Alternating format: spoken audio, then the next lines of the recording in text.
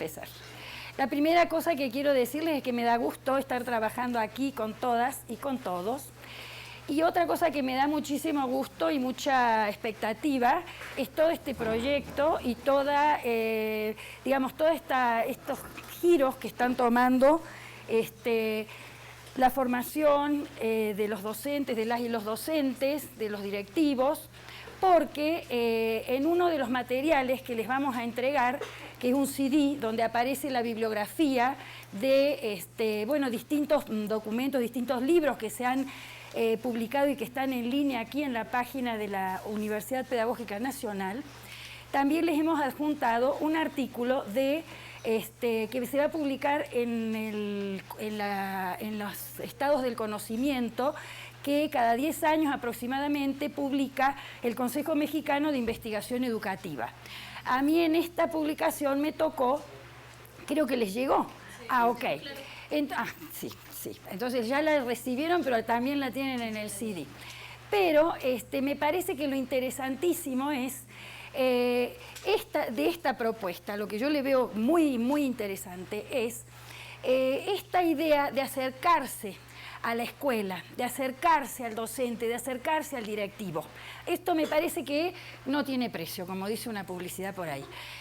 ¿Por qué se los digo? Porque justamente uno de los tantos resultados o una de las tantas reflexiones que nos surgieron a partir de la elaboración del estado del conocimiento que reúne la investigación educativa de los últimos 10 años es que había una especie de hiato o divorcio muy agudo, lo veíamos, entre el discurso de la Secretaría de Educación Pública en materia de igualdad de género, de perspectiva de género, es decir, en toda la investigación que encontramos producida o en todos los materiales que revisamos producidos por la Secretaría de Educación Pública, por el Instituto Nacional de las Mujeres o los institutos estatales, había una claridad, había digamos, el discurso, las propuestas eran claras en relación, por ejemplo, con transversalizar la perspectiva de género, o, por ejemplo, con adoptar el enfoque de derechos humanos. Pero nosotros en la investigación educativa, ¿por qué quiero enfatizar esto? Porque la investigación educativa la hacen en su mayoría docentes, académicos y académicas. Entonces, este es otro lugar desde donde se está construyendo esta historia. Y entonces, lo que nos está mostrando ahí la investigación es que, por ejemplo, el enfoque de derechos humanos en las investigaciones sobre violencia de género prácticamente no existe. Entonces, hay un problema y que hay que resolver. Tampoco la idea de transversalidad, por ejemplo, no aparece en la investigación. Entonces, me parece que es muy valiosa esta oportunidad y todo este trabajo que hay por hacer y todas estas políticas y leyes que nos acaba de presentar la maestra Claudia, porque están dando el marco, ¿verdad?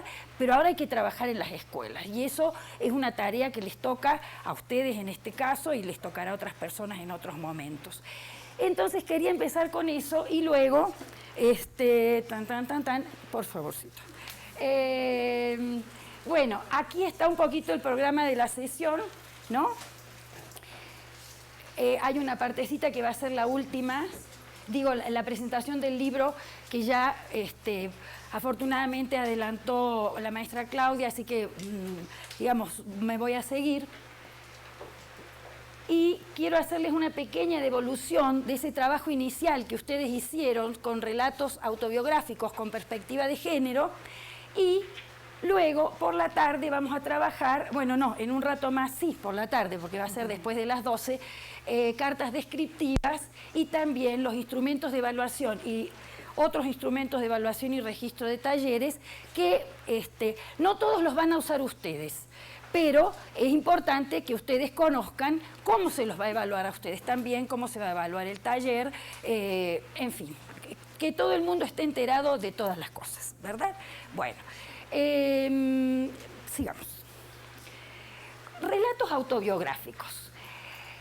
Varias personas me preguntaban o me mandaban el relato, que además les quiero agradecer porque fue un trabajo extra.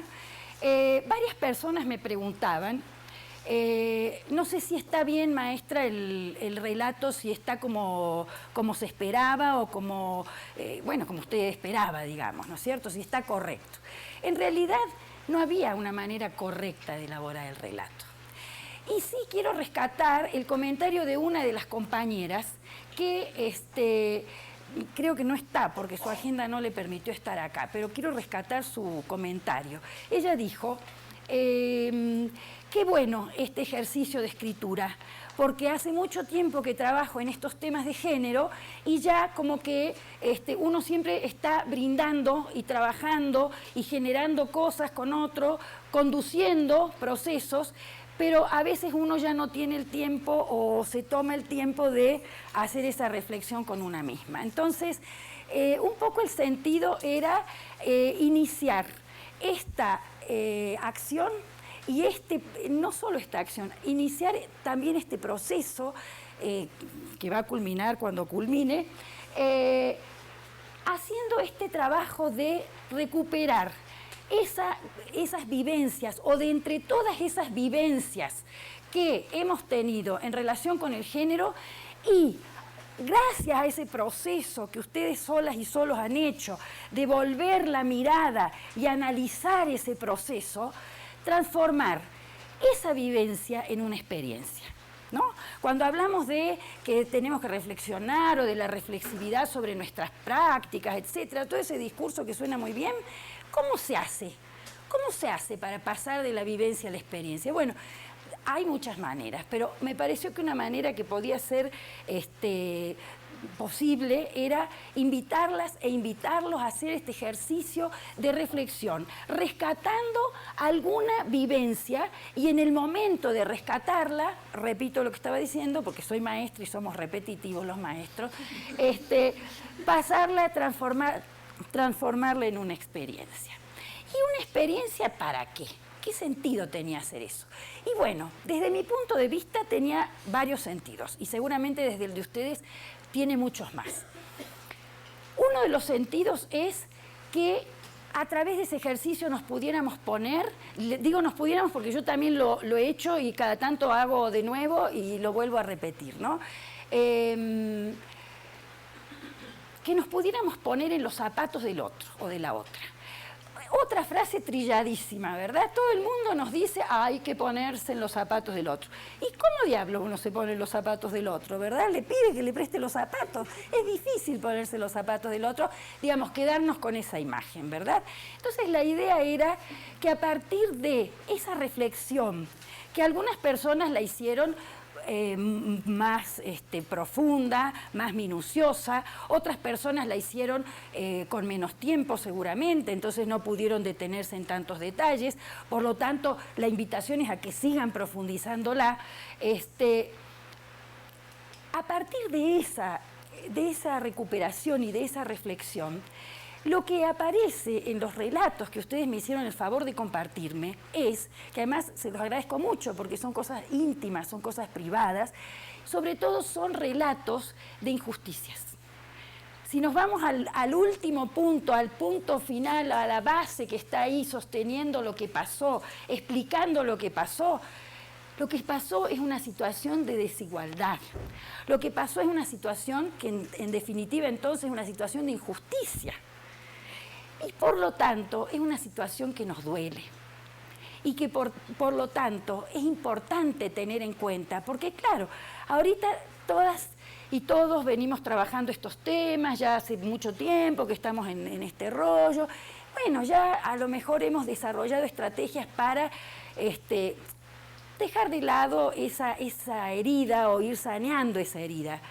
Pero pero las personas con quienes nosotros interactuamos en los talleres, no, están en un proceso a lo mejor iniciando este descubrimiento, ¿verdad? Entonces, quería yo que ustedes a través de este ejercicio volvieran a revivir qué pasó, qué les pasó en algún momento que de pronto las llevó o los llevó a comprometerse con esta problemática, con esta temática. Y volver a recordar entonces esto que les digo, esa situación de injusticia, esa situación de dolor que a veces nos provoca tanto enojo y por eso a veces la gente que trabaja estos temas está tan enojada y es muy comprensible. Y a veces la gente que trabaja, que por primera vez empieza a acercarse a estos temas, también se enoja fuerte. ¿Y contra quién se enoja? Pues generalmente contra la persona que coordina el taller, ¿verdad? ¿Pero por qué? La vez pasada yo les estaba con otro grupo de gente y les decía, bueno, fíjense que lo que nosotros estamos proponiendo, cuando abordamos estas problemáticas del género, de las relaciones de poder y de la violencia que está ahí jugándose, pero sobre todo género, poder, le estamos diciendo a la gente que aquellas ideas, valores, o que muchas de esas ideas, valores, creencias, teorías, modelos, imágenes, sobre las cuales uno se construye quién es, construye su identidad, construye sus maneras de relacionarse con los otros. ¡Oh, surprise! Vienen aquí unas personas, y encima jóvenes, que además ustedes van a trabajar, ahí también hay un foquito que puede ser rojo, ¿no? Según cómo lo manejen. Vienen unas personas jóvenes a decir, y aparte de la capital, ¿no? Probablemente, aparte de la capital, y vienen a decir que muchas de esas ideas, valores, creencias, teorías, hay que repensarlas y en muchos casos hay que echarlas por la baranda. Y encima pretendemos que estamos como si fuera un terremoto, les estamos moviendo el piso o como si estuvieran arriba de un potro encabritado y se les mueven todas las certezas y encima les decimos, y tráteme bien, porque yo además le vengo a traer la neta porque soy buena persona. Eso es lo mismo que cuando los maestros hace muchos años decían, querido, te hago sufrir pero lo hago por tu bien, ¿no? O la letra con sangre entra, mi reina, ¿no? Bueno, eso. Entonces, la segunda cosa, o la tercera, que a través de este proceso de escritura, o de este ejercicio de escritura, ustedes y de reflexión, ustedes pudieran identificar competencias, habilidades que ustedes tienen para abordar estas problemáticas. Y también que volvieran a sentir ese compromiso con la temática que a veces, les vuelvo a decir, se hace natural.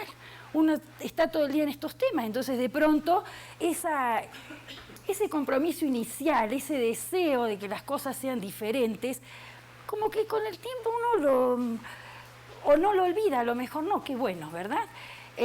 Y para que no nos sintiéramos tampoco que por el solo hecho de que nosotros les vamos a entregar las cartas descriptivas para directivos y para docentes, tampoco sintieran que ustedes son meros reproductores, ¿no es cierto? Porque ese es otro de los problemas, digamos. La idea de entregar cartas descriptivas más o menos minuciosas para desarrollar el taller, que inclusive vienen descritas con tiempo, etcétera, tiene la finalidad de que esto es un proyecto nacional, ¿verdad? Y entonces la idea es que más o menos en todos los contextos llegue un mensaje, no pensando en la homogeneidad. Por eso les decía hace un minutito, cada actividad sugieran, pregunten, colegas, cómo la adaptan ustedes a sus contextos, cómo la ven para sus contextos, propongan distintas maneras de abordarlo, etcétera. Pero sí es necesario tener una mínima base de trabajo común, ¿verdad? Bueno, sin que estemos en el rollo de homogeneizar, sino qué contradictorios que seríamos, ¿verdad? Bueno, sigamos. Y entonces, yo de los relatos autobiográficos que ustedes me hicieron el favor de enviar, yo saqué como dos ideas que quisiera dejarlas aquí como dos andaderas para el trabajo que vamos a realizar. ¿Y por qué andaderas? Bueno, porque esto de andar trabajando en estos temas y de esto de pararse frente a distintas personas y etcétera, a veces es casi como subir o bajar una escalera sin ahí, ¿no? Que ven que no tiene baranda. Bueno, y entonces estas dos ideas que a mí me parece que podrían estar aquí dándonos vueltas como un motivo conductor, ¿verdad? Una es la idea de que no hay una sola historia. Es decir, la realidad social se construye como si fuera un caleidoscopio, ¿verdad? Entonces, según desde dónde lo miramos y cómo lo giramos, con los mismos elementos se van haciendo figuras diferentes, ¿no es cierto? Entonces, nosotros podemos tener un compromiso, podemos tener certezas, podemos tener seguridades en lo que hacemos, pero también tenemos que tener la apertura de entender que hay diversas historias, hay distintas maneras de ver la realidad. Y si nosotros pensamos que nuestra manera de ver la realidad es la única, y es la neta del planeta, que claro, yo sí creo que es la neta del planeta, pero si no tenemos la apertura, ¿qué vamos a hacer? Vamos a caer en esa actitud autoritarista de la que nos estaba hablando la maestra Claudia. Es decir, en esa cerrazón, en ese dogmatismo. Es decir, aquí la cosa no es género o muerte, porque ya venimos sufriendo desde hace mucho por la falta de igualdad, por la falta de respeto a la diversidad, ya venimos hace mucho con fuertes dolores, ¿verdad? Basta que nosotros también lleguemos a decirle género o muerte para sembrar un nuevo dolor, Y no porque no creamos en lo que hacemos, y no porque no estemos comprometidas con lo que hacemos, sino porque hay que buscar las estrategias para sumar, no para restar, ¿verdad? Bueno, y la otra es que quiero enfatizar el papel de ustedes como motores del proyecto. Es básico. Este proyecto, una de las almas, este es un proyecto extraño porque tiene varias almas, pero una de las almas de este proyecto son ustedes, y es una alma muy importante, es un espíritu muy importante, por todo esto que les vengo diciendo. Entonces, no quiero decir que el 100%, no sé qué porcentaje, pero el hecho de que esta propuesta, que es muy buena, por esto que les digo, que pone a los docentes y a los directivos en el centro, el hecho de que ellos sientan, ellas y ellos, sientan que son el centro del proyecto, depende de ustedes, que en realidad son el centrote, entonces, ¿verdad? Son el centrote de este proyecto, ¿sí se entiende? Esa es un poco la idea, a través del trabajo, además de darles herramientas, de darles estrategias, de todo lo que vamos a hacer, la idea es que las personas que van a recibir esta formación, que van a formarse con ustedes trabajando juntas, se sientan el alma de este proyecto, se lo apropien y lo pongan a funcionar. Y eso es una tarea complicada para ustedes, ¿verdad? Sigamos. Entonces, quería dejarles también, además de estas dos especies de andaderas, que son, no hay una sola historia, y por lo tanto yo no tengo la neta del planeta, y la otra es el alma del proyecto, en qué consiste ese papel que ustedes tienen que jugar, pero además, ¿cuáles son nuestras ideas previas en relación con la formación? Y entonces, yo las invito, y los invito, a que hagan este ejercicio, lo hagan ustedes en privado, así como hicieron el ejercicio de escritura, que lo hagan en privado, que se hagan estas preguntas. ¿Qué siento? ¿Qué pienso? ¿Cómo actúo? ¿Y qué me aconsejo? ¿Qué consejos me doy? Pero no se salten partes, porque tenemos la tendencia a pasar inmediatamente, si lo hiciéramos aquí el ejercicio, en el acto pasamos al pienso, ¿verdad? Pienso, luego existo, no. Acá primero hay que sentir, hay que darse permiso para ponerle nombre y apellido a lo que sentimos, ¿verdad? Y entonces lo que podemos sentir frente a esta acción, frente a esta propuesta de formación, que es una propuesta de cambio, es una propuesta de cambio. Entonces, frente a esta propuesta de cambio, ¿qué siento? Pero por eso les digo, háganlo ustedes con su almohada, pongan su cabecita. ¿Qué siento? Ay, bueno, más de lo mismo, ¿verdad? ¿Qué siento? Me siento asustada, porque voy a enfrentar un público que, bueno, que me da así ¿verdad? O me siento confiada porque tengo solidez, me siento segura en lo que yo sé. En fin, me da pánico escénico, lo que sea, lo que sea. Demórense un tiempo, en darse permiso de ponerle nombre a lo que sienten. Para después ir a pensar, ¿qué pienso? ¿Qué pienso de los interlocutores que voy a tener delante? ¿Quiénes son? ¿Cómo me los imagino? ¿Verdad? Porque esas son las ideas previas. Entonces, si yo, a partir de toda una construcción discursiva y de mi propia experiencia en la escuela, cada quien como le fue en la feria, ¿verdad? Si a mí me ha ido requete mal en la feria escolar, a mí, por ejemplo, no me ha ido bien. Digo siempre que será por eso que soy docente. A lo mejor de entrada digo, ¡ay! ¿Qué pienso? Que detesto a los directivos, que son autoritarios, y los maestros, tal cosa, y bla, bla, bla, y bla, bla. Bueno, aunque ustedes no lo externen con palabras en el momento de la formación, eso va a estar presente y eso va a estar afectando, ¿no es cierto? Exactamente, el cuerpo, el tono de la voz, lo que sea, la manera de contestar las preguntas, lo que sea. Entonces, por eso es importante qué siento, qué pienso y por ende, cómo actúo, cómo me preparo para esta acción. Y con esa claridad, ¿qué consejos me diría? ¿Qué consejos me diría, verdad? Y les cuento una pequeñísima anécdota, porque los maestros también somos de las anécdotas y de los ejemplos. La anécdota es, una vez me invitaron a trabajar con la policía para una acción de formación, cosa que me generó un pánico terrible, que sentía pánico. Mi familia incluso me dijo, no aceptes esa encomienda, no la aceptes, me decía mi mamá, no, por favor. Bueno, yo de todas maneras, como me encantan todos los desafíos rudos, ahí fui muerta de susto, con mis ideas previas, que no eran las más positivas, ¿verdad? Finalmente, ¿qué descubrí en el trabajo con las personas?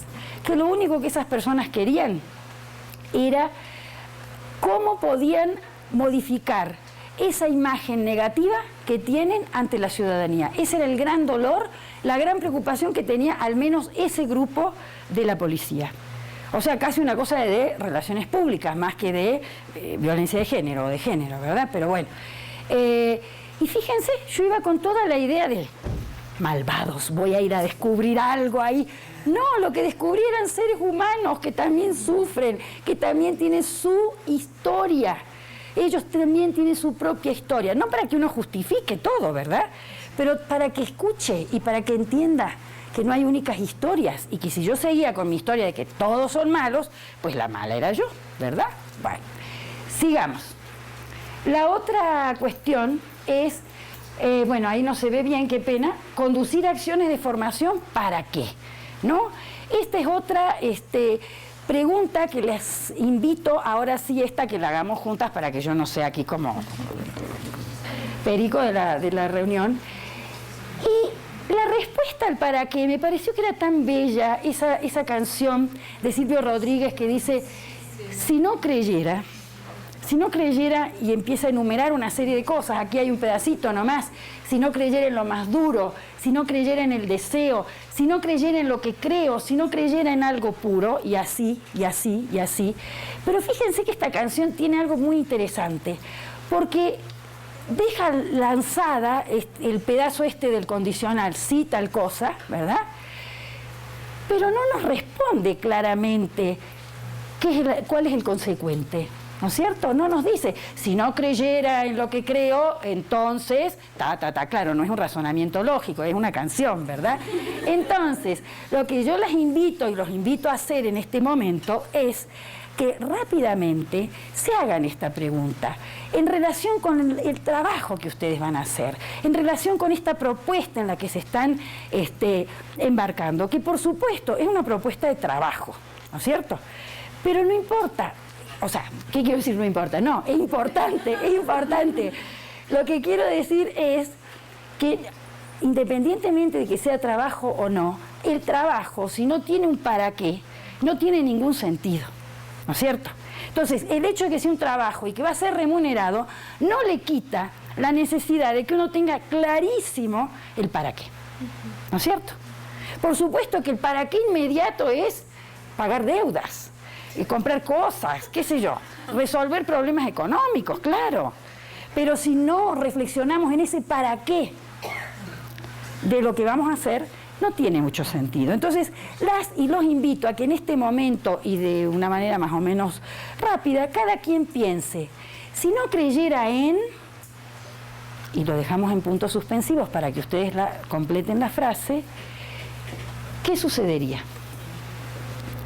Si no creyera en, tan, tan, tan, tan, tan, ¿qué sucedería? Y ahí ustedes completan, sucedería tal cosa. Las y los invito. Por ejemplo, ¿les pongo un ejemplo o no? ¿Sí? Por ejemplo, si no creyera en esta acción de capacitación, bueno, no les voy a dar pistas de la acción. Si no creyera en lo bonito que es tener nietos, no disfrutaría tanto compartir los domingos con ellos, por ejemplo, ¿no? Un ejemplo doméstico, familiar. En 3 minutitos completan esto y después, quien quiera, comparte lo que encontró. Quien quiera. No se trata de así, con la pistola al pecho, ¿sí? Bueno, 3 minutitos, por favor. Bueno, les voy a pedir entonces que las personas que quieran compartir este momento de reflexión, si quieren, con gusto las escuchamos o los escuchamos. A ver. Si no creyera en estas acciones performativas, no serían posibles los cambios sociales y el cuestionamiento de modelos tradicionales. Muy bien, bien. ¿Qué más?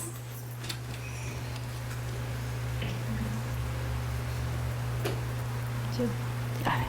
Si no creyera en la transformación docente o a través de la docencia, viviríamos en desesperanza. Ok. Muy bien. ¿Qué más allá? Si no creyera el efecto positivo de las acciones de sensibilización, sería menos feliz. Gracias. ¿Qué más? ¿Algo más? Yo. Si no creyera en que los saberes pueden y deben construirse colectivamente, pensaría que la educación no se puede aprender y desaprender, no se puede recrear. Ok.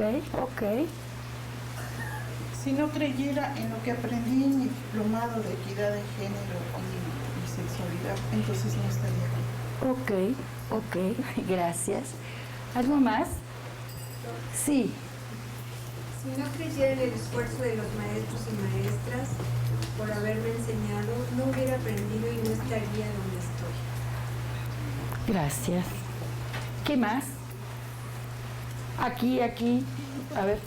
Si no creyera en el cambio, me aburriría y me quedaría estática solo con mi versión de los hechos. ¿Qué más? Si no creyera en la fuerza transformadora de la educación, no me apasionaría ni disfrutaría de impartir un taller. Gracias. ¿Alguien más? Si no creyera en que la formación puede cambiar la vida de las niñas, difícilmente estaría en procesos de formación. Muy bien. Sí. Si no creyera que las personas con las que voy a tratar son como yo, con gozos y sufrimientos, pues no tendría caso intentarlo. Ok. Si no creyera en que las mujeres merecemos una vida libre de violencia, no habría encontrado mi vocación. Bien, tengo que decirles, vamos a cortar ahora un momentito porque viene una persona del subsistema de educación media superior, entonces vamos a cortar ahora y vamos a seguir luego. Ok. Bueno, entonces, fíjense. Acá no hay formas correctas de creer o no creer, todos estamos compartiendo, ¿verdad? Todos estamos descubriendo aquello en que creemos. ¿Y por qué es importante descubrir eso? Porque eso es el motor, ese es el motor, es lo que le da sentido, lo que nos hace que nos aferremos con tierra y todo a las cosas en las que nos comprometemos. Entonces, estos dos ejercicios, de qué siento, qué pienso, qué hago y qué me aconsejo, vayan rumiándolo, ¿no?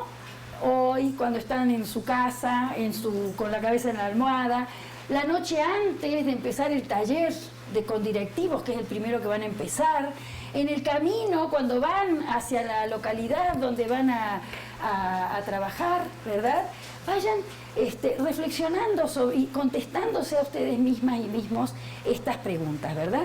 Y la otra cosa es ante cualquier acción, ¿no? Esta y otras que nos encuentren en el camino o no, si no creyera, ¿qué pasaría? ¿Qué pasaría con lo que hago? ¿No? ¿Qué pasaría con el mundo en el que vivo? ¿Sí? Bien, tal vez una, ¿cómo les diré? En las acciones de capacitación no siempre se trabajaba con el libro, ¿no es cierto? Entonces el libro, había toda una acción de sensibilización, todo un trabajo muy intenso y muy bueno, pero no siempre el libro quedaba ahí un poquito relegadito, como el patito feo, ¿verdad? O como que, bueno, ahí llegaremos al libro. Entonces, aquí lo que les quería plantear o proponer, por un lado, el énfasis en las cartas descriptivas está puesto en el volumen 2, que son, digamos, una serie de sugerencias y propuestas de prácticas docentes, ¿no es cierto? No tienen ahora ustedes la carpeta, entonces, qué pena me da mi caso, pero todavía no van a poder leer, que era lo que tenía previsto ahora, los contenidos de ese libro. Los contenidos de ese libro comprenden, se los menciono así, pero claro, hablar tanto, la gente en un momento la cabeza dice, basta, ¿verdad? Entonces la idea es que luego cuando volvamos, leamos. Los contenidos de ese libro 2, volumen 2, son, por un lado, ejercicios de reflexión para docentes. Yo te estoy dando todo el tiempo la espalda, perdón, pero tengo que estar encima, ¿sí? Ejercicios de reflexión para docentes. Luego, hay ejercicios de sensibilización para los estudiantes, para las y los estudiantes que se van a desarrollar durante estas clases de tutoría, ¿no? En los programas de tutoría. Pero también hay propuestas de trabajo como son pequeñas sugerencias, pequeñas propuestas de que las y los estudiantes hagan investigaciones sobre cuestiones vinculadas con el género. Entonces, eso da un campo abierto y muy propicio para que las y los docentes puedan hacer una adecuación a su propio contexto, ¿no es cierto? Aquí hay sugerencias de actividades, pero esto abre la puerta para que cada quien investigue en su propio contexto qué es lo que está pasando. Otra estrategia de trabajo que también pienso que se puede adecuar y adaptar muy bien es una propuesta de recomendaciones que está nombrada buenas prácticas, ¿no es cierto?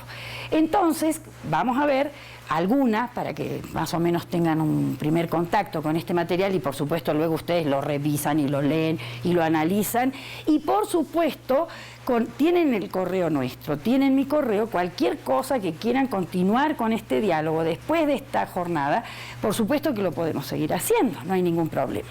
Bueno, estos ejemplos de buenas prácticas, yo tomé uno en particular para mostrarles, son ideas, son recomendaciones, son sugerencias de cómo abordar, digamos, los temas, las situaciones problemáticas, de qué podemos echar mano, cómo podemos trabajarlas.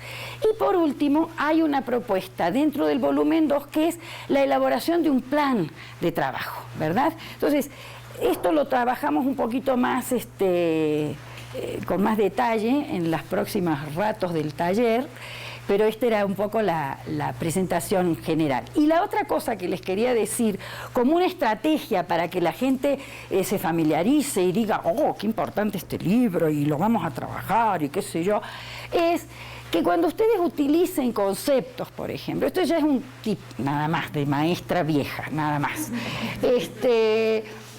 cuando ustedes utilicen un concepto, por ejemplo, identidad o lo que sea que estén utilizando, todos esos conceptos, bueno, no lo tenemos para ver ahora, no importa, aparecen en un entramado dentro del volumen 1. Ese sería el volumen que les da a ustedes el soporte teórico, ¿no es cierto? Pero miren, los maestros y las maestras estamos tan urgidos por cosas concretas que a veces no tenemos tiempo y muchas veces sentimos que el tiempo que le podemos dedicar a ponernos a leer el libro, el concepto de cuchi, cuchi, cuchi, es tiempo que le estamos quitando a otras cosas que son urgentes. Justamente una investigación que estamos trabajando aquí con una alumna de licenciatura es una cosa que hemos encontrado. El dilema eterno del personal docente y directivo entre lo urgente y lo importante, ¿verdad? Y ese jaloneo permanente, ¿no? Entonces, una estrategia que podría ser, a lo mejor les podría ser útil, no sé, es cuando utilicen un concepto digan, ay, a ver, colegas, en la página tal del libro tal, tomo 1, a ver, leamos el concepto, ¿no? Y otra cosa que quiero decirles, estoy adelantando y mezclando todo lo que está planeado, pero no importa. Y otra cosa que quiero insistir ahora y que se las voy a volver a repetir, pero me parece que es importante. Hay muchísimo trabajo de grupos, obviamente, ¿no es cierto? Cuando estamos con muchas personas, trabajamos en grupos. Bueno, ¿qué hacemos cuando trabajamos los grupos? Les decimos, formen los grupos, a ver, en grupos de 3, en grupos de 4, en grupos de 6, en grupos de lo que sea, y hagan esta actividad, respondan esta pregunta, hagan esta cosita. La propuesta que les hago es, y invocando la experiencia que hicieron ustedes de reflexionar sobre su propio episodio autobiográfico, es que en todas las actividades que van a iniciar en grupo, den unos minutos para que las personas primero reflexionen individualmente sobre esa pregunta, sobre esa cuestión que ustedes quieren que resuelvan, ¿sí? O que analicen, o que lo que sea, o que pongan en relación, lo que sea, ¿no? Que diseñen, pero denles un momentito, unos minutitos, para que cada quien se centre en la tarea, se reúna con sus propias ideas, con sus propios conocimientos sobre la cuestión, ¿no? Porque si no, ¿qué pasa con entrar en frío al grupo? Y siempre hay alguna persona más charleta que otras, ¿no es cierto? Y siempre hay una persona que es más movediza, ¿no? Y entonces esa persona toma la palabra y ya, bueno, ya tomó la palabra alguno, ya me liberé, ¿no es cierto?